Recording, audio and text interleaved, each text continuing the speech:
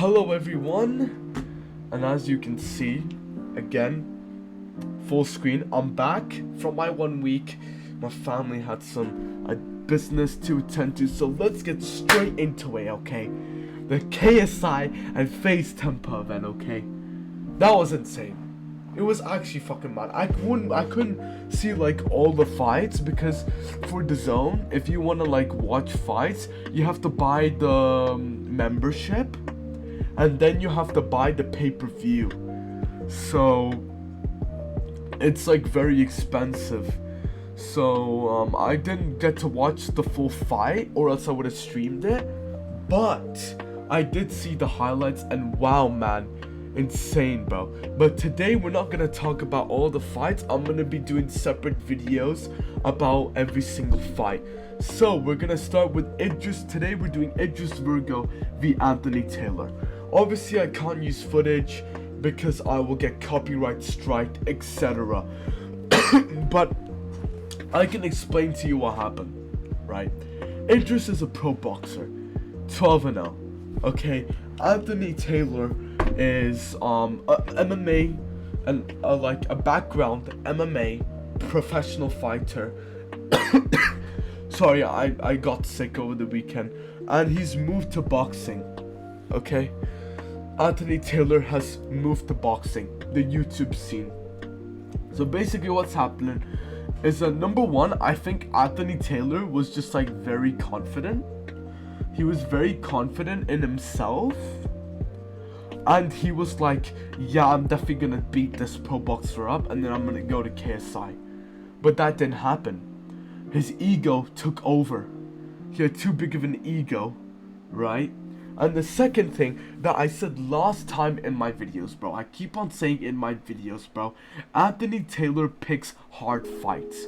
He's picking hard fights. He's not picking easier fights.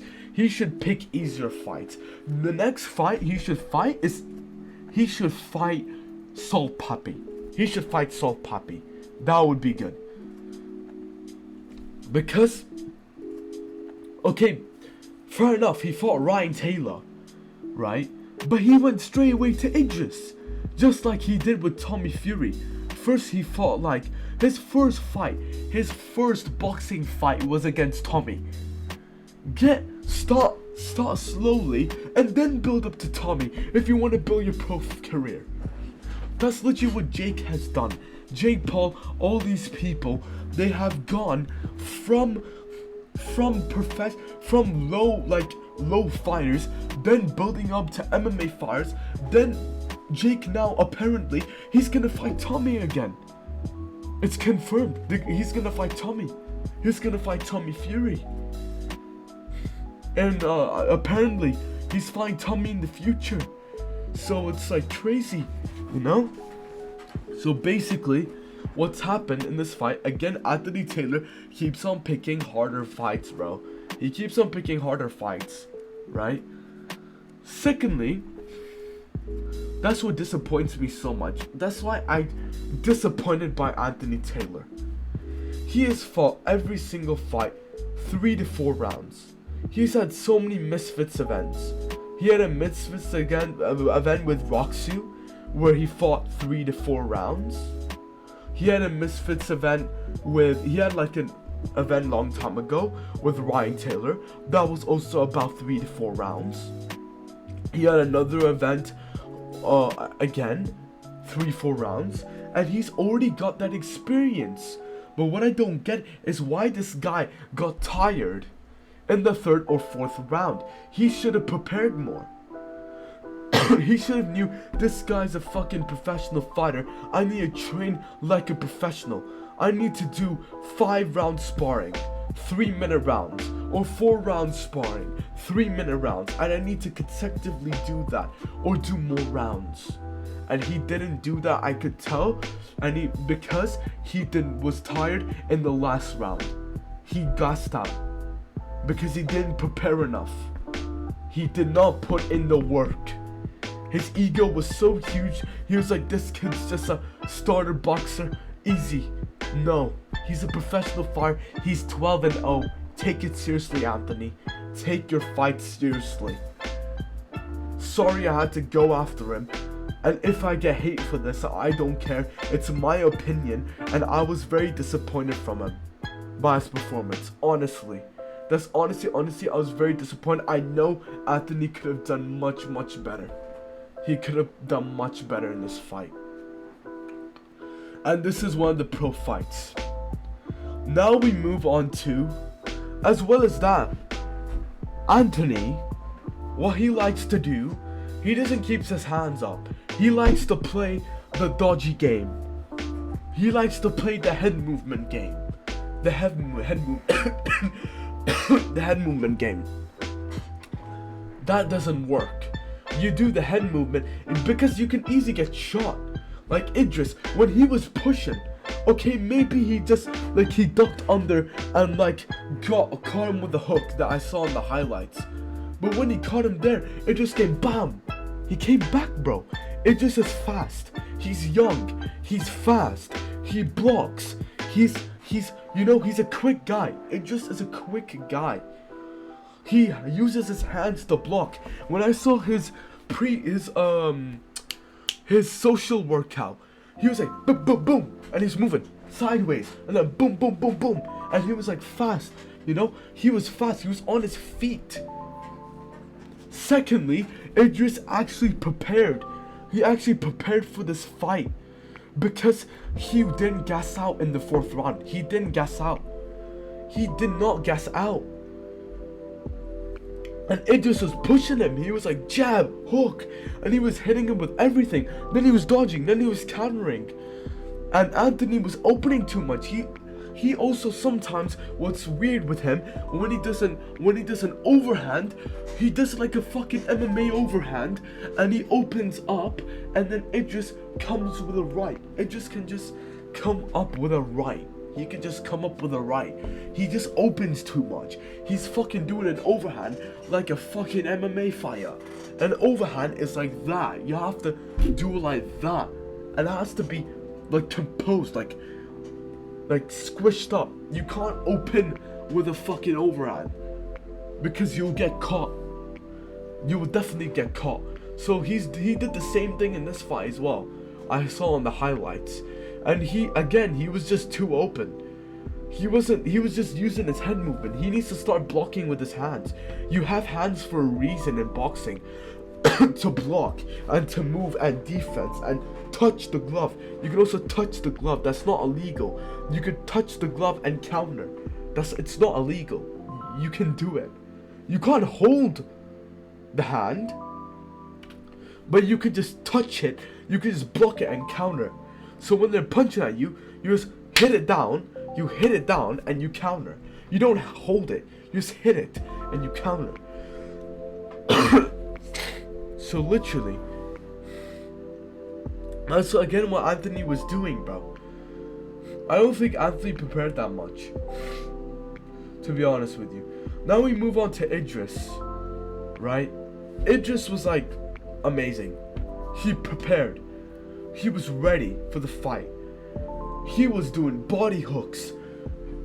He was moving out. Everything. He was doing hooks, jabs. He was doing everything. And he's also being trained by Alexis. Yeah, that's his name. Alexis. He's training with Alexis. He's training with K-Side's coach. And Alexis has pro fighters. Idris is one of his pro fighters. Which is mad. That shows you how good Idris trains his men. Because when I was seeing the highlights, I saw Idris in the background and he was shouting.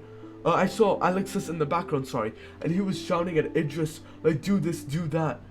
So that's how you could tell that Alexis trained Idris. He trained him for this fight. Idris. So he would definitely came prepared. He was using his hands. He was using his hand speed. He was using footwork. He was using everything. He was using body hooks, jabs. He was the one that was actually attacking.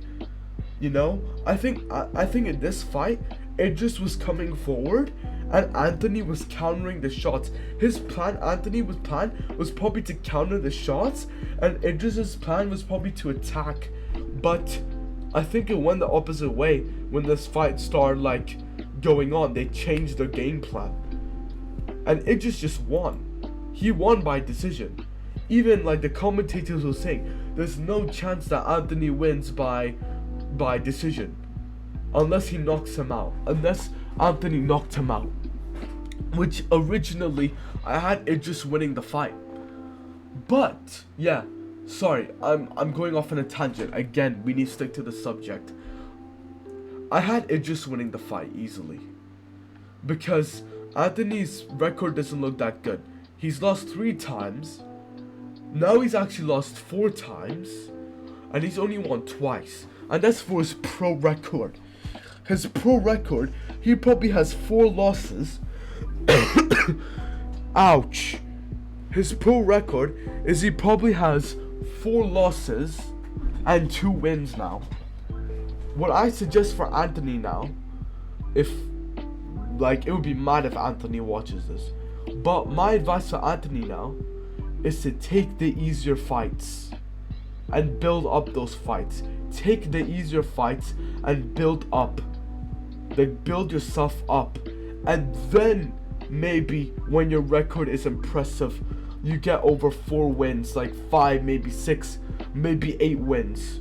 Then fight a good fighter when you have enough experience, because Idris has 12 pro debuts, 12 pro debuts of experience, and Anthony only has 5 fights of experience, and out of those fights he's only lost 3.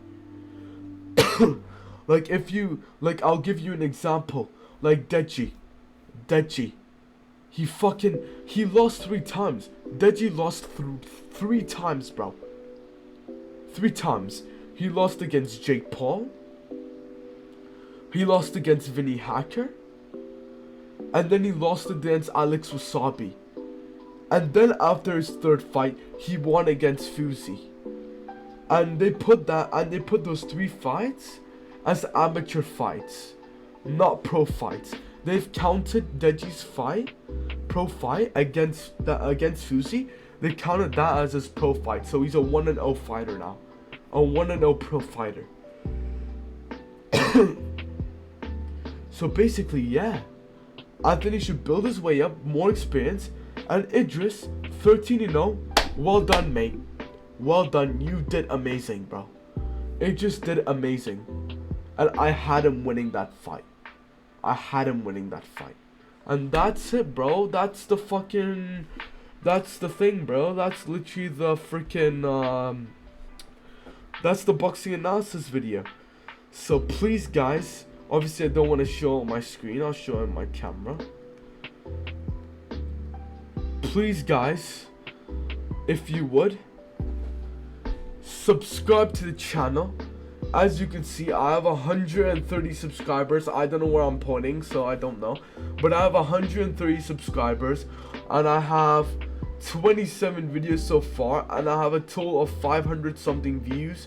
So please, guys, if you would, please subscribe to my channel. If you're new, please give me a follow, bro. I'm grinding so hard. Every day I'm grinding to get to 1,000 subscribers. And yeah, bro, that's literally it. Thank you everyone for watching, man. And yeah, I guess, bro, I guess that's it. Let's see what happens in the future for both of the fighters. Let's find out.